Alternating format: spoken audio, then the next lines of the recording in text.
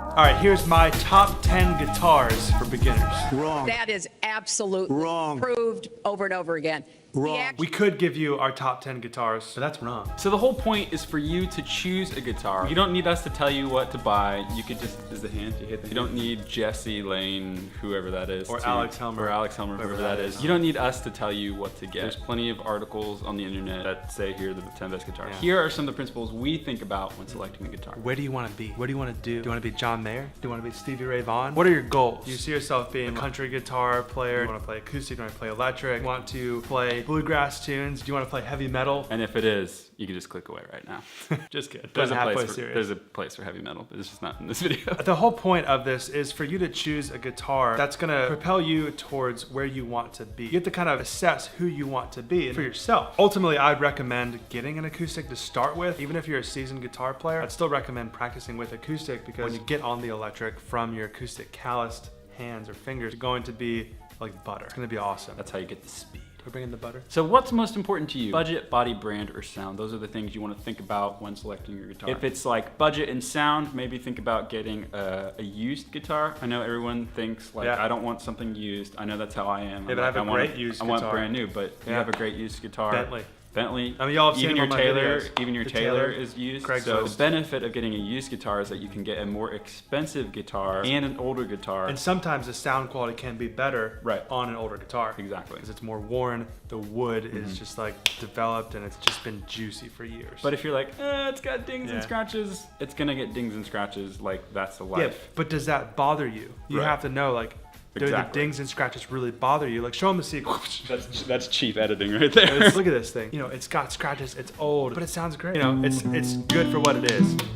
It's not a $1,500 guitar, but it's got a great sound. So does Bentley. I even like Bentley's sound more than I like Taylor sometimes. If that's important to you, go that route. But on the flip side of that, if brand name or it being brand new is important to you, get that. Which if you're a beginner, maybe it shouldn't unless you're like a baller YouTuber. If you haven't played it like a bunch of guitars, you're not gonna know what you really like. If you're definitely buying for the very first time, play Whatever as store. many guitars as you can. So the electric guitar I play every Sunday at church is actually a Squire. My friend Brad Hayes gave it to me. As we were moving him out, he was moving to Atlanta, I think, and I was walking his guitar case out the door. He's like, do you want that? I'm like, yeah. And I just turned around. I was like, I want that guitar. I had it in my room for like a week, but then I replaced the neck with like a Pau Ferro fretboard and a Gonzalo Alves neck. I All didn't these even know crazy you had an woods. Egyptian guitar. I saw it, I'm like, that's beautiful. I don't even know how to pronounce that, but it's awesome.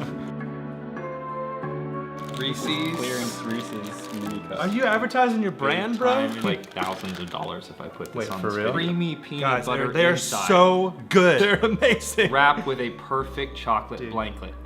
Can we actually have some? Similarly to a newborn baby wrapped in a blanket right when they're born. Dude, Except I'm for so you can done, eat it dude. actually. You can actually eat You the can newborn actually eat- baby wrapped You in can chocolate. eat the newborn baby.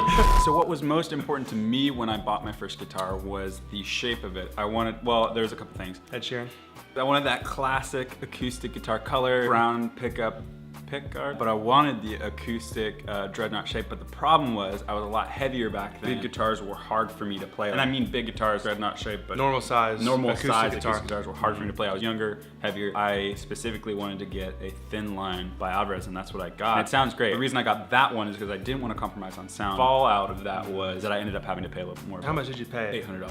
$800. So it was very expensive for my first guitar. It actually wasn't my first guitar, it was my second guitar, but Second guitar. What was the your first one I bought. What was your first guitar? First guitar that was given to me was a First Act Oh, wow. Stratocaster. Okay, I would cut. I wouldn't recommend the first act. I didn't learn guitar for a very long time. I think you finally started actually getting somewhere maybe when you invested the money. So I don't think we're saying don't invest the money. Right.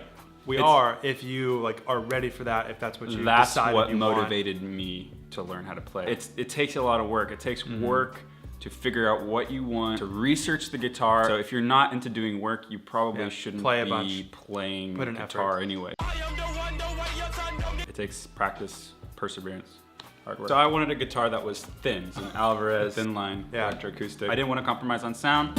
It's a great guitar. Great guitar. But if I was buying a guitar today, with my skill now, I wouldn't get this guitar. It's not a bad guitar. It's just not what's most important to me now. Have you outgrown this guitar? Such a sentimental person, I may would hold on to this guitar forever. Yeah, I've had it for almost 10 years. This will be the 10th year on my birthday anniversary. Hardline. In the hardline, yes, I've outgrown it. I need to get a new acoustic guitar. It's just a matter of when the right guitar comes along or money. My guitar, Bentley, awesome guitar. I picked it up for $26 at a pawn shop. I thought you grew that guitar. Oh yeah, we grew that. When I first started my company, I was doing this job, and it was like, end of the day, the lady was like, "Do you want to just take this TV?" I'm like, "I'm not really a TV." I'm like, "Okay, but sure." I don't really even watch TV, but I'll take it. I brought the TV into the pawn shop. They didn't wind up taking the TV. They're like, "I'll give you negative $10 for that TV." I was about to walk out. I'm like, you know what? I'm gonna look at the guitars. This one has a nice neck. The strings were rusted out. It was horrible. I played with it for a second. I was like, got a nice feel to it. Plays well. I can tell when I put new strings on it, it's gonna sound great. So I walked up to the counter and I was like, "Look at this thing." I went and I untuned it a little bit. I was like, "Look, this thing sounds horrible." That's my trick. I got from like, $48 or $50 to like 26. 20 bucks, a 5,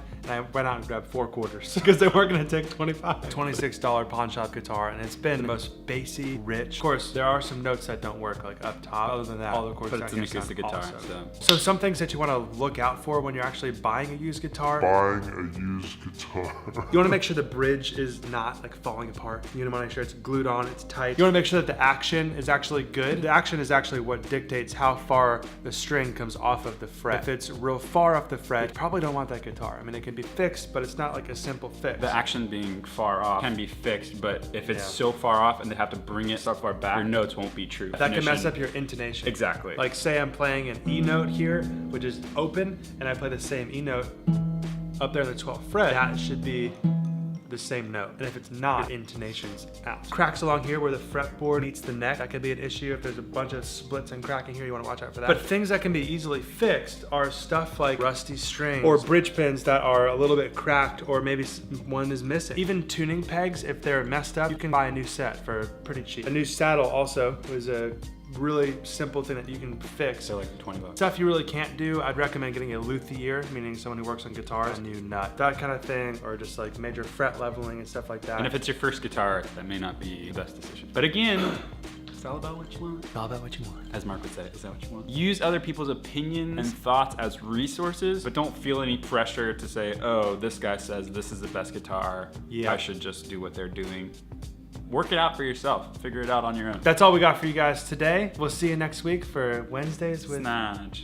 Pretty Bored Vids outro. Peace!